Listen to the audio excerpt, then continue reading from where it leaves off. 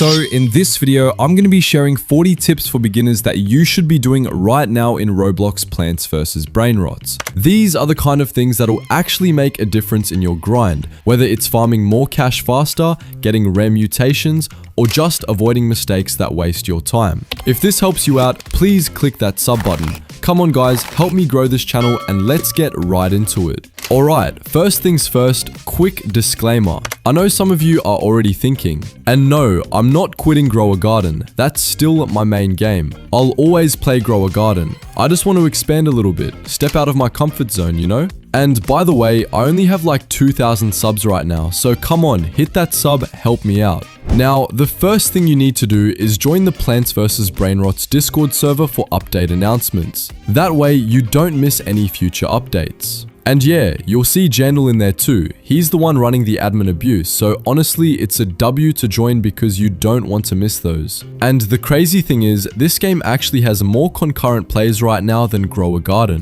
I don't know what's happening, but in my opinion, a lot of players really got upset about the Season 1 pass, or the Garden pass, plus the Seed Stages update not really being the main focus of the game, even though it was supposed to be the big update. Anyway, lock in your seed buys. Don't just grab whatever looks cool. When I started, I wasted so much cash chasing shiny seeds, and then I had nothing left for actual upgrades. What you want early on is consistency. Cactus seeds are fine just to stabilize while you're learning the loop. That's literally the only seed you can afford with starter money anyway, so no choice there.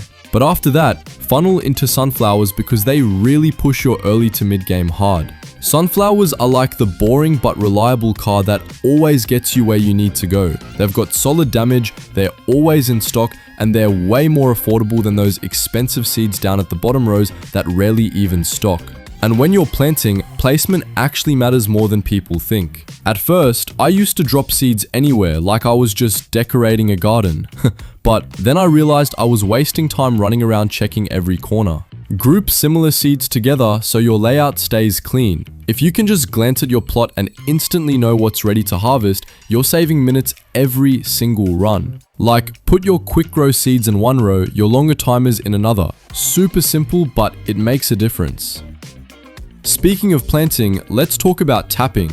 Auto clickers and tiny task aren't cheats, they're tools. If you're going to use one to farm sunflowers overnight, or any seeds you can afford at that point, you gotta set it up right. Don't start when you're broke. Trust me, I made that mistake and woke up with a whole night of clicks and no progress because I ran out of money. Always test your loop for about 10 minutes, set your hotkeys properly, and then leave it. When you wake up, you'll have a ton of consumables stacked in your inventory and it makes mid-game so much smoother. If you don't know how to set it up, just search how to use Tiny Task or Auto Clicker tutorial on YouTube. There's plenty out there. Also, keep an eye on shop refreshes. One refresh can literally be the difference between grabbing a rare seed or missing it. I actually snagged a cocoa tank seed once because I happened to be checking during refresh. Huge payoff. Don't spam refresh though, that burns cash fast. Instead, check casually while you grind, like every 5 minutes. And the real trick, turn on Discord stock alerts. Join the server, enable notifications for the seeds you want, and you'll get pinged the second they appear. That way, you don't have to sit there refreshing non-stop. Combine that with Tiny Task or an auto clicker, and you're golden. Another thing, keep your layout clean. Don't cram everything into one little corner just because it looks funny. I saw this one player who literally put every single plant in the middle, and even when good Brainrots walked right past, they didn't care. Like, that's their garden, fine, but you're basically throwing away free money doing that. The smarter way is to spread out damage evenly. Don't stack one side with eggplants and then only put sunflowers on the other. You'll end up with lanes that can't handle anything. Balance the damage across all lanes so you don't miss big spawns. While we're at it, let's talk inventory. Stop hoarding junk. I get it, you want to keep everything just in case, but once your inventory fills up, spawn stop and then you're just wasting time. Be ruthless. Sell or dump the low value stuff and favorite the ones you actually care about. That way, you won't accidentally sell them if you're using auto sell. I learned the hard way when I lost a rare because I forgot to favorite it and my auto sell cleaned it out overnight.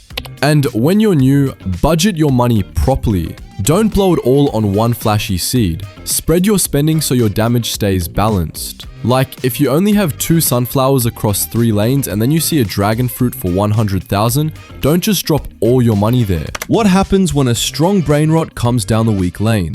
It walks straight through and you lose. It would have been smarter to buy 2 more sunflowers and balance everything out. Expansions are huge. Prioritize them because adding new plots directly increases spawn rates. Even just 1 extra plot multiplies how much you're farming per minute. If it's a choice between a small upgrade and an expansion, pick the expansion most of the time. More rolls, more spawns, more money. But balance expansions too. Don't panic and open all the lanes when you can't even support them yet. Open 1 lane, stabilize, then expand when your plants can actually hold it down. That rhythm keeps you from falling behind. Did you know you can auto-sell Brainrots? There's literally a button for it. Auto-sell settings are a lifesaver for AFK farming. Before bed, just grey out the rarities you don't want. Personally, I auto-sell commons and rares overnight and only keep mythics plus. But when I'm actively grinding, I turn it off because sometimes you'll get a massive epic that's worth keeping early on. Oh, and size matters too.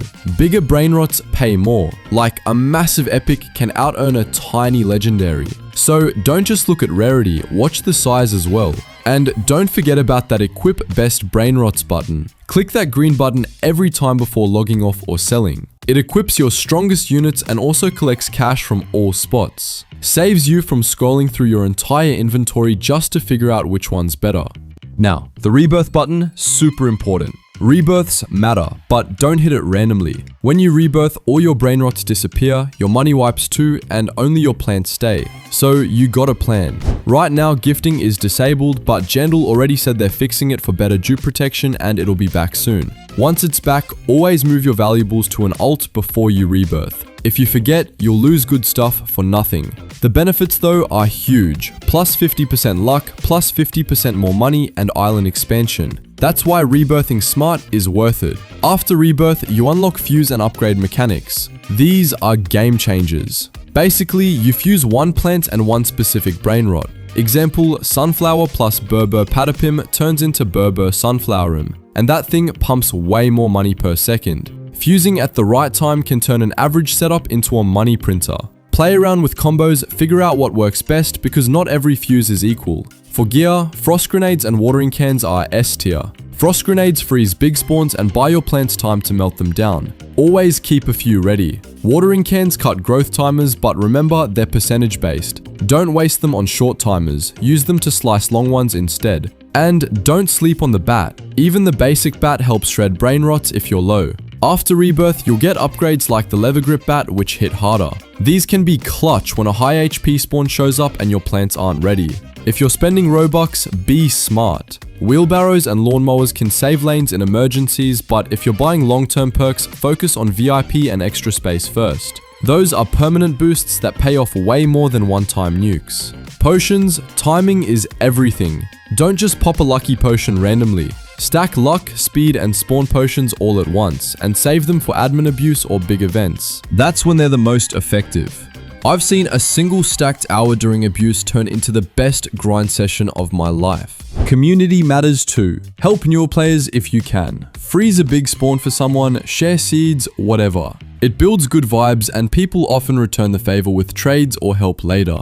The community is still the fastest way to get what you need if you can't grind it yourself. And lastly, just enjoy it. I know it sounds cheesy, but if you treat the game like a chore, you'll burn out. Experiment, play around, and take breaks when you're tired. The people who last are the ones who actually enjoy the grind, not the ones who force it. Before you log off, quick checklist. Favorite your must-keep items, equip best Brainrots, adjust auto-sell for AFK, make sure you've got enough cash in your loop, and stack potions for events or abuse. Do all that and you'll come back to clean profits instead of a mess. If this helped, like and subscribe. For real, it actually helps the channel. And drop 7 down in the comments so I know who watched the whole thing. Appreciate you all, see you in the next one. Peace out.